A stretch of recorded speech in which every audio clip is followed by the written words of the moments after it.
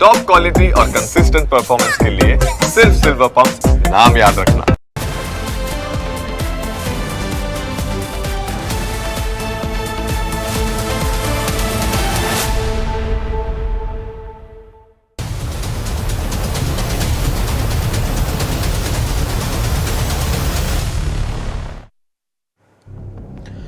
એક તરફ વરસાદ ખેંચાતા ખેડૂતો ચિંતિત છે તો બીજી તરફ બનાસકાંઠાના ખેડૂતોની ચિંતા બટાકાએ વધારી છે। બટાકાનું ઉત્પાદન કરતા ખેડૂતો આર્થિક સંકટનો સામનો કરવા માટે મજબૂર બન્યા છે। ખેડૂતોએ હવે સરકાર પાસે સહાયની માંગ કરી છે અને જો સહાય બાબતે યોગ્ય નિર્ણય નહીં લેવાય તો ઉગ્ર આંદોલન કરવાની પણ ચીમકી આપવામાં આવી છે।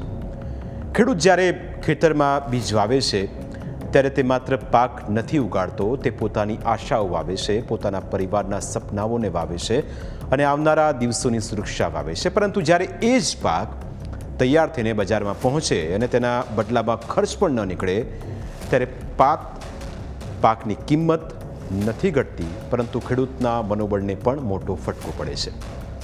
આજે બનાસકાંઠાના બટાકાની ખેતી કરનારા હજારો ખેડૂતો આવી જ પરિસ્થિતિમાંથી પસાર થઈ રહ્યા છે।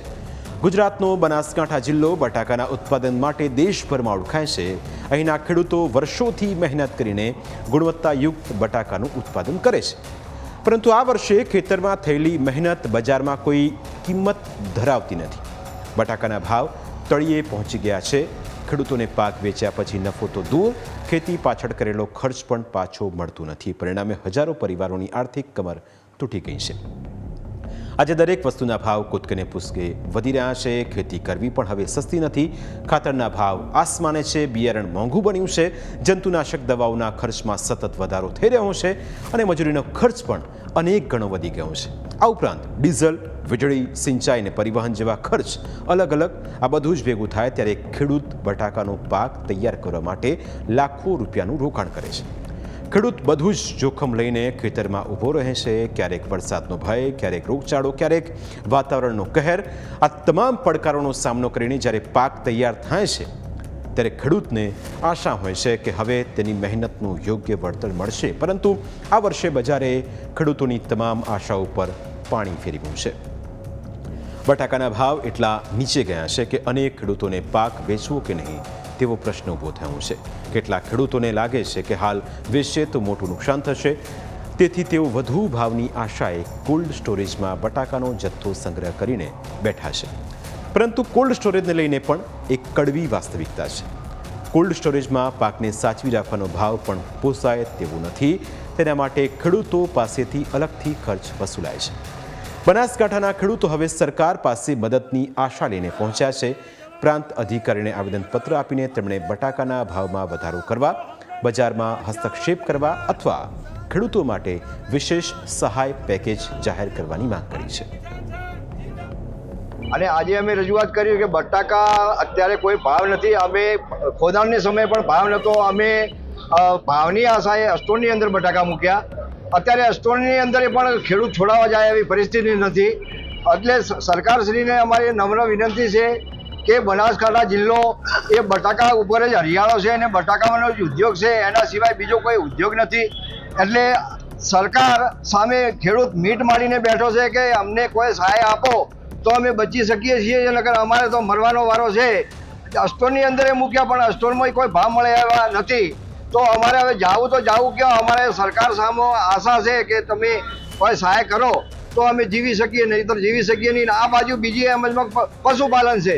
પશુપાલનમાં અત્યારે વરસાદે રૂઠ્યો, સરકાર તો રૂઠી પણ વરસાદે રૂઠ્યો, વરસાદ પડતો નથી। એટલે અમારે પશુપાલન પણ કઈ રીતે નિભાવવું, એટલે સરકાર ઉપર ખૂબ આશા રાખીને બેઠો છે ખેડૂત બનાસકાંઠાનો કે કંઈક સહાય જાહેર કરે। ખેડૂતોને આશા હતી કે કદાચ થોડા મહિનાઓ પછી ભાવ સારા મળશે, પરંતુ બજાર હજુ સુધી કોઈ સકારાત્મક સંકેત આપતું નથી।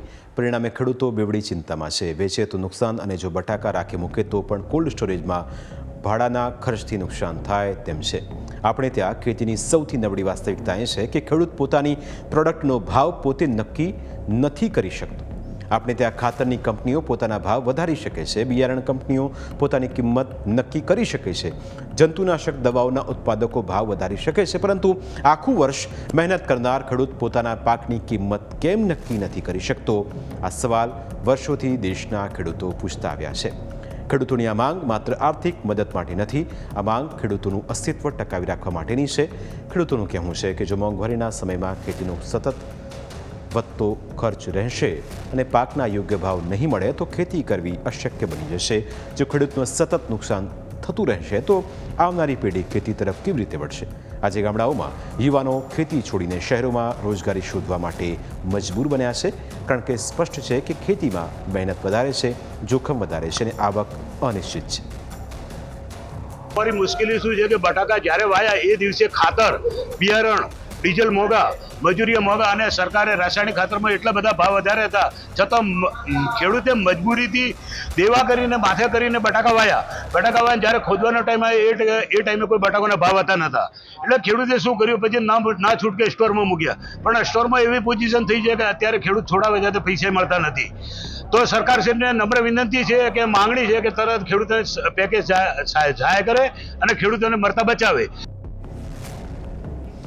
આ ચિંતા માત્ર બનાસકાંઠાની નથી, આ ચિંતા સમગ્ર કૃષિ ક્ષેત્રની છે. આજે બનાસકાંઠાના ખેડૂતો સરકાર તરફ મીટ માંડીને બેઠા છે.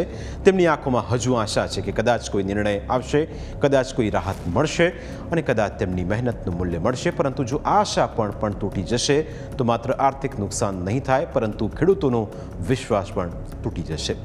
પ્રાઇમ 9માં આજે બસ આટલું જ. ફરી મળીશું આપને સ્પર્શતા મુદ્દા સાથે. ત્યાં સુધી રજા આપશો. નમસ્કાર.